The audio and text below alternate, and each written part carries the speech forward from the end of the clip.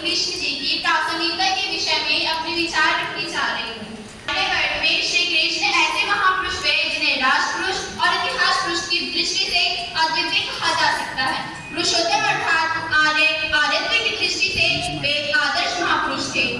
वर्तमान युग में उद्धारकर्ता महर्षि दयानंद सरस्वती जी ने सदाचार निर्माण के लिए जिस सत्पुरुष की गणना सर्वप्रथम की है वे योगेश्वर ही हैं। श्री कृष्ण स्वयं अतिशय रत्नों के धारण करता होते हुए भी स्वयं अलिप्त रहते थे। अलिप्त होते हुए भी वे अपने कर्तव्यों पर आरूढ़ रहते थे।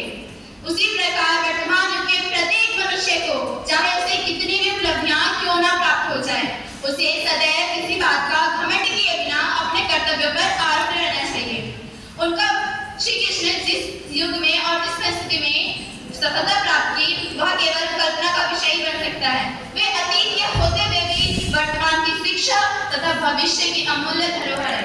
उनका जन्म ही धर्म की स्थापना के लिए हुआ था। उनका व्यक्तित्व इतना विराट है कि उसे पूर्ण रूप से समझ पाना वास्तव में कठिन कार्य है। वे हमारे आध्यात्मिक विराट आकाश में श्री कृष्ण अकेले ऐसे व्यक्ति हैं जो धरती परम गहराइयों व ऊंचाइयों पर जाकर भी ना तो गंभीर दिखाई पड़ते हैं और ना ही उदासीन, अपितु पूर्ण रूप से जीवनी शक्ति से भरपूर व्यक्तित्व है। श्री कृष्ण के चरित्र में नित्य है, गीत है, प्रीति है, समर्पण है, हास्य है और है आवश्यकता पड़ने पर युद्ध को स्वीकार कर लेने की मानसिकता। सत्य और धर्म की रक्षा के लिए महायुद्ध का उद्घोष है। उनके समान बुद्धिशाली, प्रज्ञावान, कुशल ज्ञानी एवं पराक्रमी पुरुष समाज से क्या संसार में कोई नहीं हुआ। वे ध्येयवादी के साथ साथ व्यवहारवादी भी थे। उन्होंने अर्जुन को समझाया, तेरा कर्म युद्ध करना है और यही क्षत्रिय धर्म है। तेरा कर्म युद्ध करना है और यही क्षत्रिय धर्म है। वैसे तो हर किसी को लड़ाई झगड़े से बचना चाहिए, परंतु यदि बात तुम्हारे चरित्र, सम्मान व अधिकार की आए तो पीछे नहीं हटना चाहिए। कौरवों ने जो अधर्म द्रौपदी के साथ किया उसके लिए उन्हें दंड देना अनिवार्य था, युद्ध अनिवार्य था। आधुनिक काल की राजनीतिक व सामाजिक समस्याओं के निदान के लिए श्री कृष्ण जी के जीवन से प्रेरणा लेकर आज के नेता लोग यदि उनकी विलक्षण राजनीति को समझ जाए तो इस देश का कल्याण हो जाएगा। उसी तरह वर्तमान युग का युवा यदि यह समझ जाए कि श्री कृष्ण ने जीवन से पलायन का संदेश कभी नहीं दिया तो ऐसा जानकर बहुत सी कुंठाओं से बचकर इस देश को एक महान राजनीतिक नेता ही नहीं, एक महान कर्मयोगी और दार्शनिक भी प्राप्त हो सकता है। वो कहते हैं कि हमें आंख बंद करके किसी पे भी अत्यधिक विश्वास नहीं करना चाहिए। दुर्योधन पांडवों को बार-बार मारने का प्रयास करता था, परंतु पांडव सीधे और सच्चे होने के कारण उन्हें अपना भाई मानते थे। यहाँ तक कि जब दुर्योधन को भीलों ने बंदी बना लिया तब युधिष्ठिर ने उन्हें भीलों से भी छुड़ा लिया। इस पर श्री कृष्ण जी ने समझाते हैं कि बुरा व्यक्ति अपनी बुराई कभी नहीं छोड़ेगा, बुरा व्यक्ति अपनी बुराई कभी नहीं छोड़ेगा, अतः उसके साथ वैसा ही व्यवहार करना चाहिए जैसा वह है।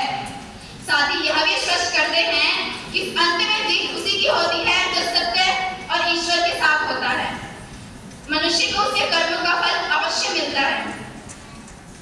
उनका गीता ज्ञान सर्वस्व मानव जाति एवं देश काल के लिए पथ प्रदर्शक है। आर्यों का संपूर्ण विकास हम उनकी जीवन चरित्र से कर सकते हैं। जीवन का कोई ऐसा क्षेत्र नहीं है जिसे उन्होंने अपनी प्रतिभा द्वारा प्रभावित न किया हो। जीवन की हर घटनाओं में कोई सूत्र है। श्री कृष्ण जी कहते हैं कि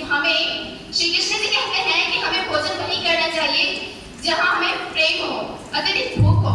इन दोनों परिस्थिति के अलावा हमें भोजन करना उचित नहीं है। इसी कारण उन्होंने दुर्योधन के मेवे पकवान छोड़कर विदुर की साग खाई। उनकी पत्नी केले का छिलका विभोर होकर केले का गूदा न खिलाकर केले का छिलका खिलाने लगे। इस पे विदुर जी ने कहते हैं कि तुम ये क्या कर रही हो? तब उनकी पत्नी ने उन्हें केले का गूदा खिलाना शुरू किया। इस पर कृष्ण जी भी व्यक्त करते हैं कि केले के गूदे से ज्यादा तो केले के छिलके में स्वाद है, क्योंकि इसमें तो आपका प्रेम भरा हुआ है। श्री कृष्ण जैसा मित्र ना तो कभी हुआ था और ना ही कभी होगा। उन्होंने अपने बचपन की मित्र की गरीबी हमेशा के लिए दूर कर दी। उन्होंने न केवल सुदामा की अपितु पूरे गांव वासियों की गरीबी को हमेशा के लिए दूर करके मित्रता की मिसाल कायम की। मनुष्य जीवन में गलतियां करके उतना दुखी नहीं होता जितना कि वह उस गलतियों के बारे में बार-बार सोचकर होता है।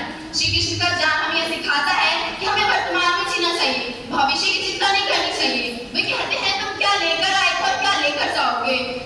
भविष्य की चिंता करके पूर्व में की गई गलतियों को सोचकर मनुष्य अपना वर्तमान भी नष्ट कर लेता है। वे कहते हैं कि हमें अतीत से बचना चाहिए, न हमें अत्यधिक मीठा खाना चाहिए, न अत्यधिक खट्टा, न अत्यधिक सोना चाहिए, न अत्यधिक जागना, न अत्यधिक खाना चाहिए, न अत्यधिक भूखा रहना चाहिए। हमें अपना जीवन संतुलन से जीना चाहिए। श्री कृष्ण तालिबान के साथ युद्ध में होने वाली हानि को देखकर खुद को रण छोड़ के कहलवाने में भी शर्म महसूस नहीं की। अतः वह प्रत्येक परिस्थिति में लाभ तथा हानि का विचार करके सही निर्णय लेने की प्रेरणा देते हैं। उनके अंदर एक अद्भुत सहनशीलता का परिचय भी मिलता है। उन्होंने शिशुपाल के 100 अपराध तक उसे क्षमा किया, परंतु एक अपराध पर उसका सुदर्शन चक्र से वध कर दिया। उनके कार्य कथन आधुनिक युग में विशिष्ट अनुकरणीय एवं आदर्श सिद्ध हो रहे हैं। वो कहते हैं कि जिंदगी की लड़ाई हमें खुद ही लड़नी पड़ती है। जिंदगी की लड़ाई हमें खुद ही लड़नी पड़ती है। जो स्वयं की रक्षा नहीं कर सकता, जो व्यक्ति स्वयं की रक्षा नहीं कर सकता, उसकी रक्षा स्वयं भगवान भी नहीं कर सकते। अतः हमें उनके गुणों, आदर्शों एवं सिद्धांतों को अपने जीवन में धारण करना चाहिए। यही उनका संदेश है, यही उनका उपदेश है, यही गीता का ज्ञान